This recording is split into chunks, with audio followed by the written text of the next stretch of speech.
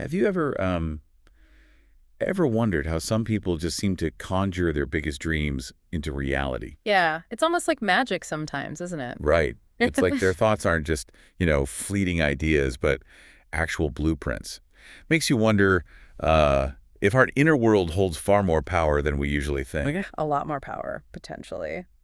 Welcome to the Deep Dive. Today we're cracking open a really influential book, Think and Grow Rich by Napoleon Hill. A classic. And that title, well. Exactly. You see Grow Rich and you think it's just about cash, right? Yeah. But stick with us because this book is much broader. It's really a guide to unlocking success in pretty much any area of life, not just your bank account. Definitely not just the bank account. Oh. Though that's part of it for some. Sure. And what's truly remarkable, I think, is where it came from. The origin story, yeah. Bill didn't just, make this stuff up. He spent a quarter century. 25 years. 25 years, yeah. Meticulously researching, interviewing over 500 of the most successful people of his time. And we're talking titans, right? Andrew Carnegie. Carnegie, Henry Ford, Thomas Edison. The list goes on. Wow. And he wasn't just collecting anecdotes. He was trying to distill their collective wisdom, find the common threads. Into a method, an actual methodology. Exactly. So our mission today is to pull out the real gold from this classic.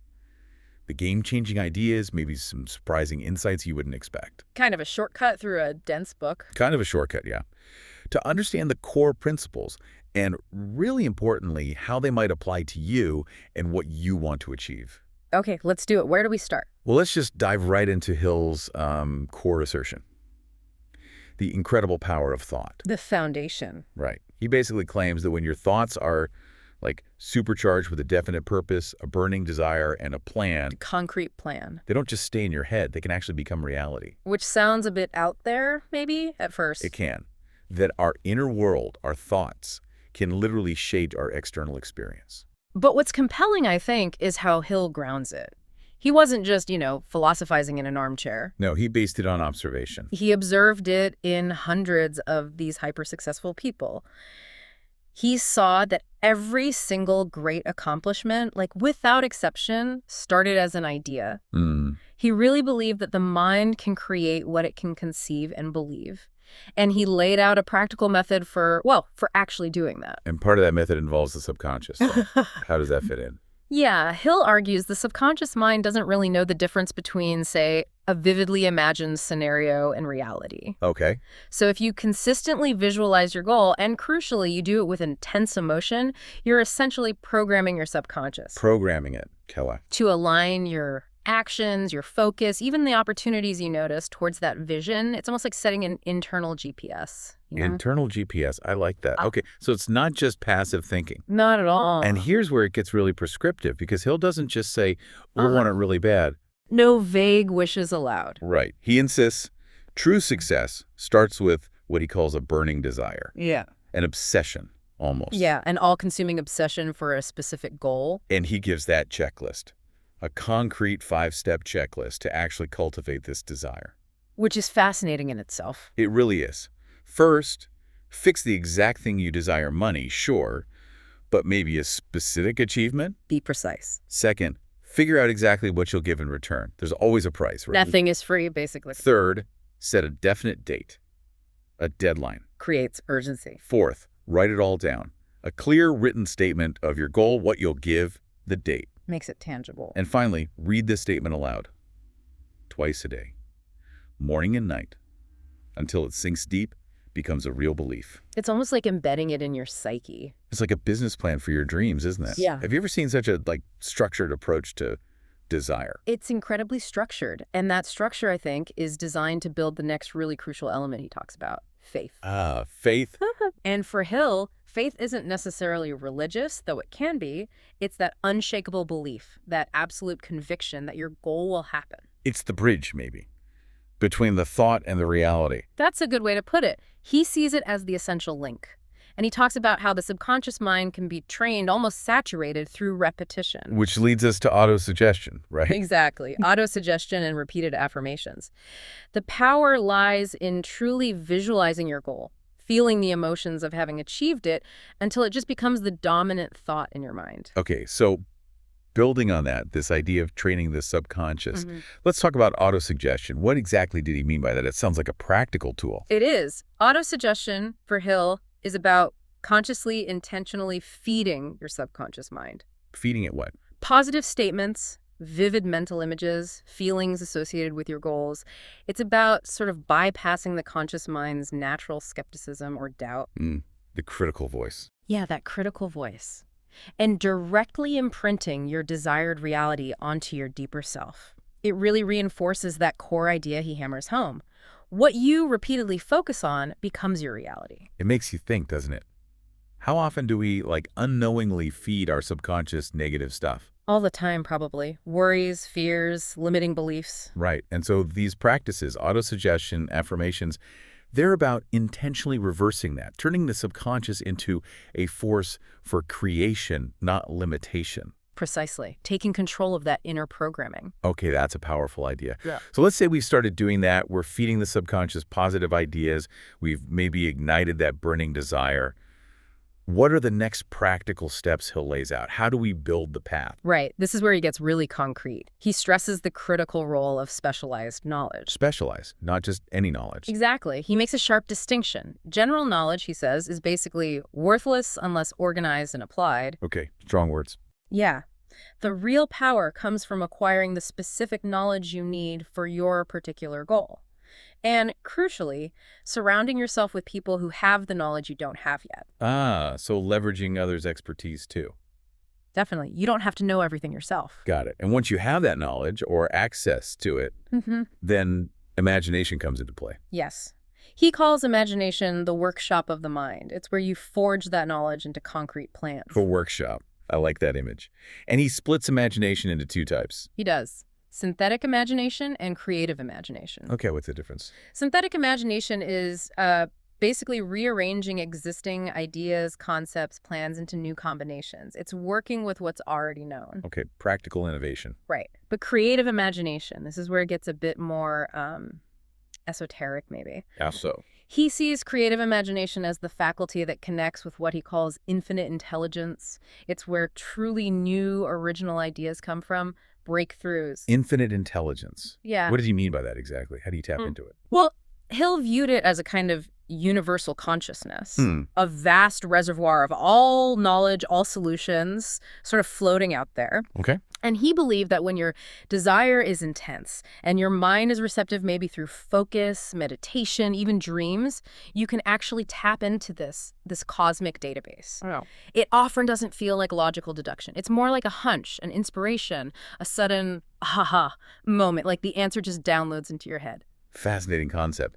So you get these ideas, maybe from synthetic or creative imagination. That's right. Then you need organized planning. Absolutely critical. Success isn't just wishing or even just having ideas. It's turning desire into concrete, actionable steps. Right. You need a definite plan. You need to review it, tweak it as you go. It's not set in stone. No, plans need flexibility. And importantly, you need to build alliances. Find people who can help you implement your ideas. Collaboration is key. And all of this, the planning, the knowledge, it requires decision. Yes. The ability to make quick, firm decisions and stick to them. Hill saw this as a major differentiator between successful and unsuccessful people. Procrastination kills dreams, basically. Pretty much. He advised avoiding doubt, avoiding hesitation, make decisions with conviction. It sounds like a complete blueprint when you lay it all out, doesn't it? It really does. A demanding one, too. Oh, definitely. And once that blueprint is there and you start moving, Hill emphasizes something absolutely vital: persistence. Yeah. Sticking with it. This is your willpower in action. It's the force you need to push through the inevitable setbacks, the obstacles, the no's. Because there will be setbacks. Always. Hill saw persistence not just as, stubbornness, but as the power that transforms temporary defeat into long-term success. It's interesting you mentioned Edison before. How many times did he supposedly fail with the light bulb? Thousands, according to the stories. Whether that's exact or not, the point stands. Persistence redefines failure. It's just a detour, not a dead end. Exactly. Just data telling you to try a different approach. That's such a powerful way to reframe it. And speaking of support and collaboration, which you mentioned with planning, this brings us to one of Hill's most unique concepts, the power of the mastermind. Yes. And if we connect this to the bigger picture, it really underscores that growth, big achievement. It often needs both that individual grit, that persistence, Mm. and collaborative genius. So what is the mastermind, according to Hill? He'd described it as a group of 2 or more people working in perfect harmony. Perfect harmony. Yeah. That sounds difficult. Well, ideal, maybe, but working towards a definite common purpose. The key is the synergy that's created. Synergy, meaning The minds together create something greater than the sum of their parts. Ideas bounce off each other, evolve, become refined in ways they wouldn't individually. It's like a mental powerhouse. a collective intelligence. Exactly, where different skills, different perspectives amplify each other. Okay, let's shift gears a bit and explore some of Hill's maybe deeper, more abstract ideas about the mind itself, because some of these concepts really push you to think differently. They definitely do. Let's start with the mystery of sex transmutation. Now, that phrase sounds a bit provocative, maybe even weird today. What was he actually getting at? Yeah, the terminology sex transmutation can definitely be jarring. But the core insight Hill was offering, I think, is about harnessing potent creative energy. Okay. He observed that many highly successful people seem to possess this intense drive, right? A powerful internal force, almost an obsession. Like a high energy level. Exactly. And he posited that this raw energy, which he linked to our fundamental primal sexual energy, the drive for creation continuation, could be consciously redirected. Redirected out. Transmuted, as he put it, channeled away from purely physical expression towards achieving a singular burning purpose, your main goal. So taking that powerful motivation and focusing it. Focusing it like a laser beam on your goals, turning it into this incredible force for achievement, for creativity, for persistence. It's a fascinating psychological observation, even if the phrasing is, a product of its time. That makes more sense. Yeah. Harnessing a powerful internal drive for productive ends. Okay. And then Hill revisits the subconscious mind. He keeps coming back to it. He does, because it's so central to his model. He reiterates its role as the connecting link, the bridge between our conscious thoughts and that infinite intelligence we talked about. Right. And it's constantly being influenced, shaped by our dominant thoughts, our feelings, our beliefs. So he stresses again the absolute importance of continually feeding it positive ideas, those affirmations, for lasting results. It's like the fertile soil where your intentions actually take root and grow. Okay. And he also talks about the brain itself, not just as, the physical organ, but as something more dynamic. Yes, he describes it almost like a biological radio, a broadcasting and receiving station for thought. Broadcasting and receiving. Mm. What did he mean by the brain being able to tune into higher levels of vibration or ideas? That sounds very new agey almost. It does sound that way now, but his concept was that highly emotionalized thoughts backed by strong desire or faith, literally emit a kind of frequency, a vibration. Okay. And by consistently focusing on your definite purpose with that emotion, you effectively tune your brain to that specific frequency. Tune it like a radio dial. Kind of. And Yeah. this tuning allows you to resonate with and attract similar vibrations. Not just abstract ideas, but also people, opportunities, circumstances that align with your dominant thoughts. It's like your brain becomes a mental magnet, actively drawing in what you consistently broadcast. Interesting analogy. Hmm. And all of these deeper principles, the subconscious, the brain, as a transmitter, they culminate for Hill in the sixth sense, Mm-hmm. which sounds almost psychic or mystical. How did he define that? Yeah, the name Sixth Sense definitely implies something mystical, but for Hill, it wasn't about seeing ghosts or predicting lottery numbers. Good. It was more the highly refined ability, born from mastering all the other principles, to instinctively know what to do. Intuition. A highly developed intuition, exactly. Knowing how to act, when to act.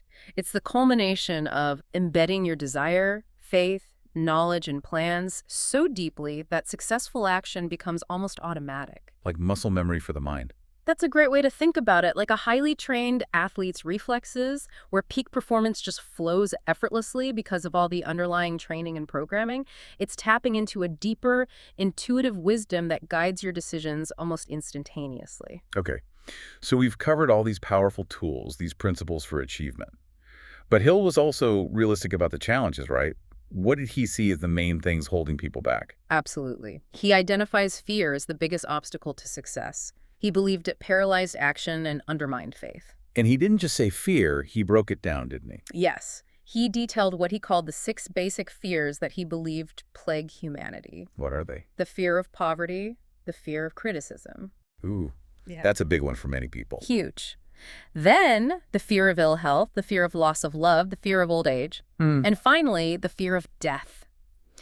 He argued these fears, maybe one or a combination, manifest in countless ways, often as indecision, doubt, worry, procrastination, basically all the things that stop you from acting on your desires. So recognizing these is the first step. But what's his advice for actually confronting these pretty formidable obstacles when you encounter them on your own path? His advice is straightforward conceptually, but maybe not easy in practice. Which is? Recognize the fear. Acknowledge it exists. See it clearly for what it is, often a mental construct, not necessarily reality. Yeah. But then don't dwell on it. Actively replace it. Crowd it out with its opposite, faith. And then critically take decisive action despite the fear. Move forward anyway. Exactly. He truly believed that confronting these fears head on and moving forward with conviction and persistent effort was absolutely essential. Fear loses its power when you stop feeding it and start moving. So wrapping this all up then, what's the final core takeaway from Think and Grow Rich? I think at the end of the day, the final takeaway is that success, however you define it, is fundamentally a state of mind. It starts internally. It starts internally. By combining that clear, focused thought with a burning desire, adding concrete action through planning, and fueling it all with unwavering persistence, Hill believed you can genuinely harness the incredible power of your own mind to create the reality you truly envision. Powerful stuff. So maybe a final thought for everyone listening. Given all these insights from Hill's deep dive today, what specific belief about your own potential might you start to cultivate or perhaps challenge starting right now? What's one step you could take to truly begin thinking and growing rich in your own life in whatever way matters most to you?